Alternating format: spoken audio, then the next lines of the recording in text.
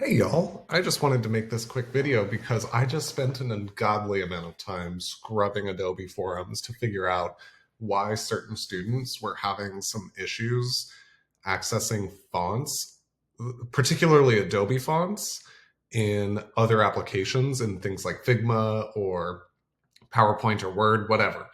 Um, I had some students that were like, I downloaded the font, but I cannot access it. Adobe being Adobe, yay. They now made this a two-step process, so I'm making this to show you. Once you have, let's say, added a font in, or better yet, I should say, once you've added a typeface in Adobe fonts, that's a weird phrase.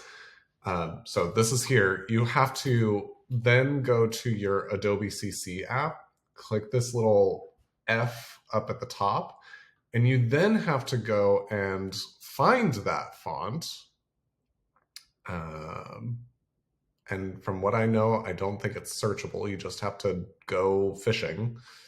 Um, and you have to then, so here's Axia. You have to then click install in order for it to work on other devices, um, or other applications, I should say. So in case your students are also running into that, I just thought that I would make this video and hopefully it helps someone, because that was a frustrating morning. Have a wonderful day. Hope classes are going great for you guys.